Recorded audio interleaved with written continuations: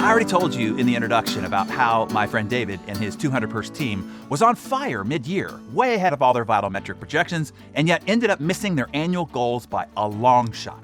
So how? How is that possible? Well, to explain, let's make sure that we all understand the magical force of momentum. This way, you'll also understand how tragic it is when it dies. Okay, so I want you to imagine a big steam locomotive. Now, you have to go way back to the early 1900s. You know, those giant, they were called iron horses of yesteryear, the 250-ton, 10,000 horsepower kind.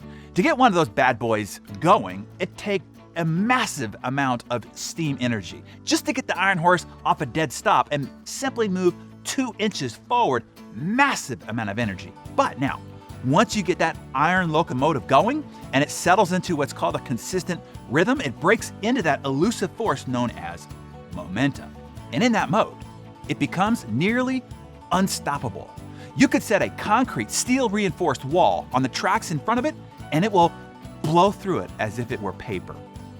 And once in momentum, it requires a lot less energy, actually, to keep it traveling at a high speed than all the energy it took just to get it off a dead stop. Now, if that locomotive, after breaking into momentum, slows down and comes to a stop, it'll require that you once again have to stoke it with that massive amount of energy just to get it back to where it was previously. And you would have lost all that progress and all that time. The total loss is massive. That is what is called the compound effect of having lost momentum in the first place. So when I helped David look back at his vital metrics and performance dashboards, it wasn't just the drop in sales during the summer months. This is important to understand.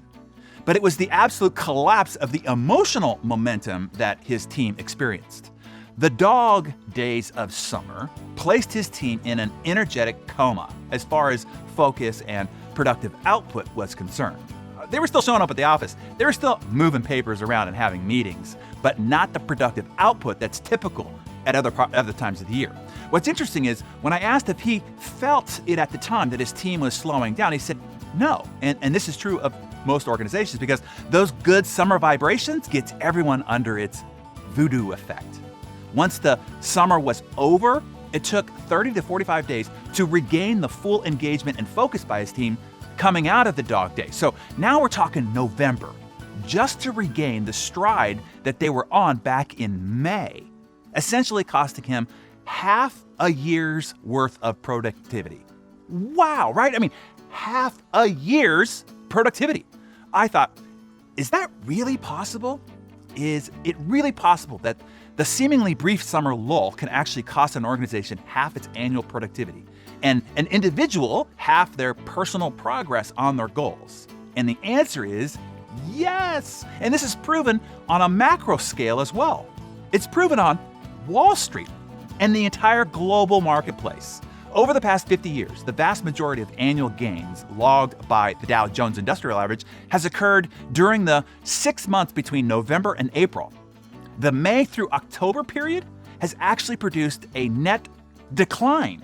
And this trend has been even more pronounced over the last few years. This is such a known phenomenon in the trading marketplace that another adage has gained popularity, which is sell in May and go away. They're literally saying give up and bet against the entire economy being productive for half the year. Nuts, right? This is a serious psychological and behavioral phenomenon, and I have to confess, I love it when I discover these. These are those arbitrage opportunities, leveraged advantages for the smart achiever. Think about it. If most businesses are only able to sustain productive momentum for 6 months out of 12, hey, even if it's 9 months out of 12, the loss of momentum for any period of time is a complete collapse of momentum entirely. So, if you can implement strategies to keep momentum, keep production stable during those months, man, that would give you a huge advantage over your competitors and your ability to achieve your big, hairy, and audacious goals. So, when everyone else is wiping tears from their eyes, having failed on their goals once again, at the end of December, you are partying like it's 1999 or something like that.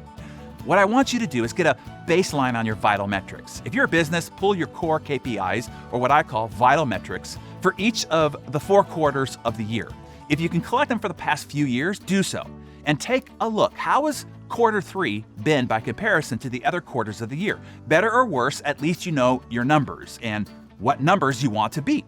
If you are an individual, you have vital metrics too. Whatever vital metrics are associated with your job role. Take a look at what you have been doing during quarter 1 and quarter 2 of this year so far.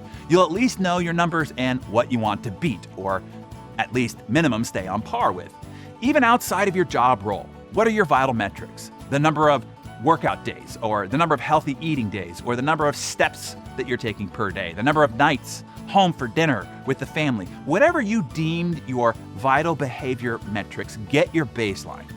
So in the worksheet, I walk you through this process. Having these numbers at the start of your adventure will be important. Having everyone who is with you on this adventure have their numbers as we traverse through these 10 steps will be important. These will be the numbers to beat the dog. So to get the thought process going in your head, in the comments below, just list 3 of your most vital metrics, whether in your business or in your personal life. You choose, but whatever, just get the wheels turning and the gears greased inside your head. And I'll see you right back here for the beginning of our 10-point plan to beat the dog.